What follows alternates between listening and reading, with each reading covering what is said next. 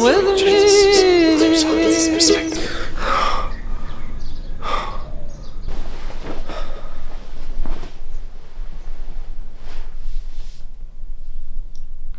Well, I quit my job.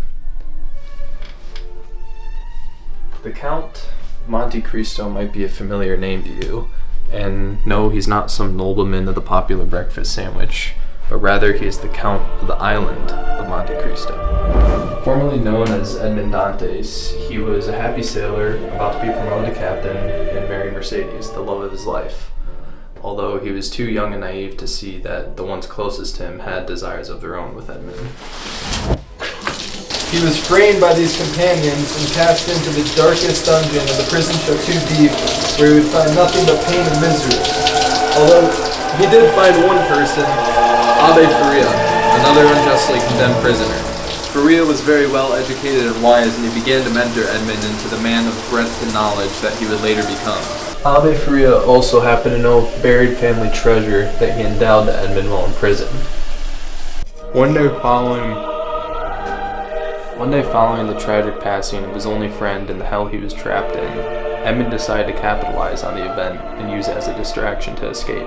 Edmond scrapes by, barely surviving, and begins to make his way towards the island where the treasure was buried.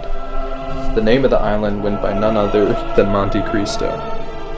Hence was born the Count of Monte Cristo.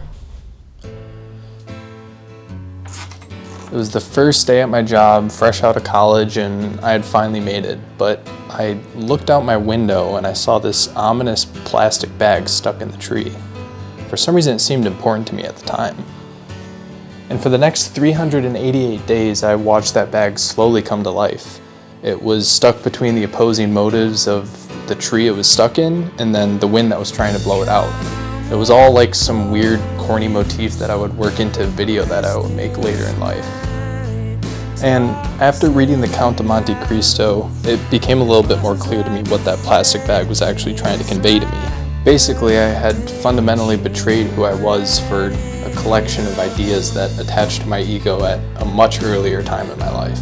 I was good at math and science in school, so I was going to work my ass off and get into one of the top public engineering programs in the US, and I did. I was going to get one of the most prestigious engineering internships you can and work at NASA headquarters in Houston, and I did. I was going to get a job working at a 4-person robotics startup, working myself into the ground just at the slightest chance of success, and I did.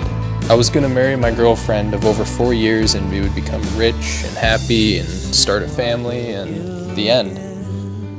Well, not quite on that last one. As you've all probably guessed by now, that last one didn't quite work out. My egotistical utopia quickly became dystopian. As I sat in this dungeon for some time, I came to some realizations.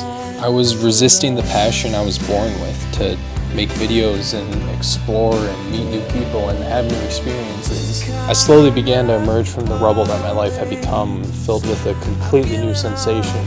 I was in tune with my younger and purer self. I want to explore the world and make videos. I want to make something that can make someone laugh or cry or feel inspired or maybe all the above. And I know this all sounds probably pretty corny and cringy. Pursuing this thing has always been the end goal in the back of my mind to some extent, but I think it just took a really difficult year for me to realize it's not just going to magically appear out of thin air going down some, traditional path in life. And I knew it was time to make some hard decisions if I ever wanted a chance at actually reaching these goals. So, at 23 years old, I've quit my stable, good-paying job, and I'm basically starting from the ground up.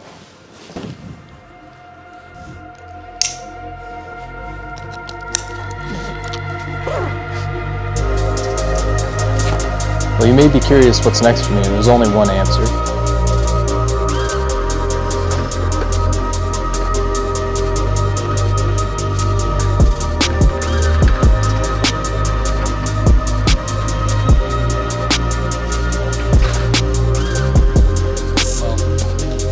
Actually, I have no idea what the answer is, but I'm going to Norway. Look in my eyes, tell me your tale, then you see the road. I'm out to my soul, and tell me the size whenever the smoke clear out of my face. And my picture perfect, or do I look fried? All of that green and yellow that drip from your eyes is ceiling. Tell your demise, I'm with to my side. To push back the ceiling and push back the feelings I had to the side. I replay them nights and right by my side. All I see is the sea of people.